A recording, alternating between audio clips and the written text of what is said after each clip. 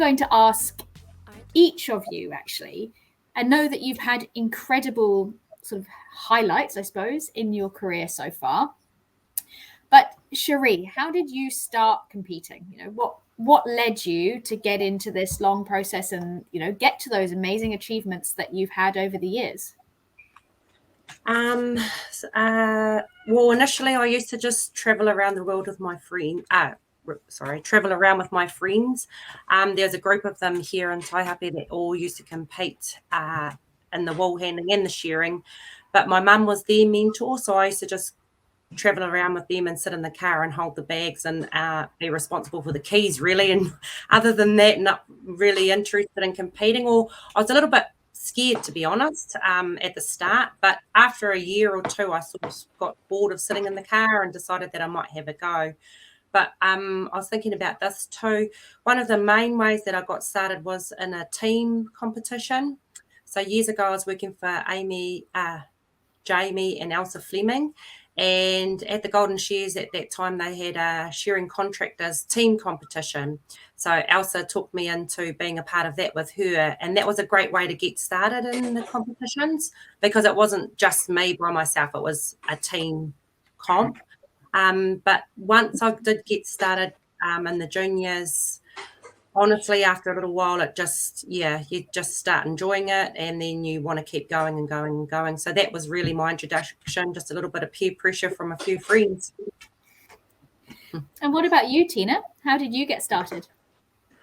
I was a latecomer to starting in competitions, because I was just brought up by having just to go to work. I just had the work ethic and not to go to competitions. But I just started by doing my local competition in Gore, and that was probably the only show I did for a few years before I started to follow them around.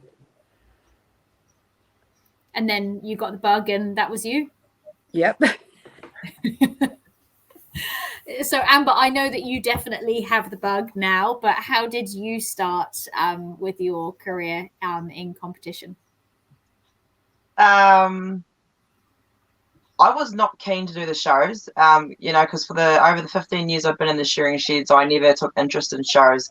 And back in my learning days, when I used to go up to work for Daryl Ainsley, everybody used to be doing the shows, and I thought, I'm not capable of doing that. So I did the Alex show a couple of times, but I just sort of mucked around just to go and see everybody. But then I moved over to Aussie, and I knew Joanne Kumuro before I moved over. But I was working and living in the same area as her, and she took me under her wing and said to me, babe, you should do the shows. And I says, yeah, no, I'm not going to do them. And she says, I'll train you. And I says, oh, okay, I know you're the best in New Zealand at the moment. And just before she was going to start training me, she got really, really sick. So that went down the drain, but she handed me down to her friend Leah Brentsel.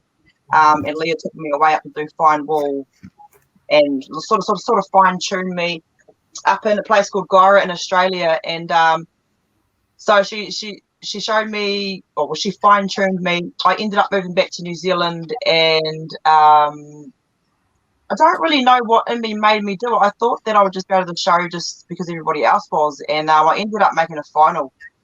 And I'm not sure if I won it or not. I might have won my second show. But then I just caught the bug. I thought, wow, that's such a cool buzz. Like, I was on a high after it, just the whole vibe of the shows. I just loved it. So that's how I got started.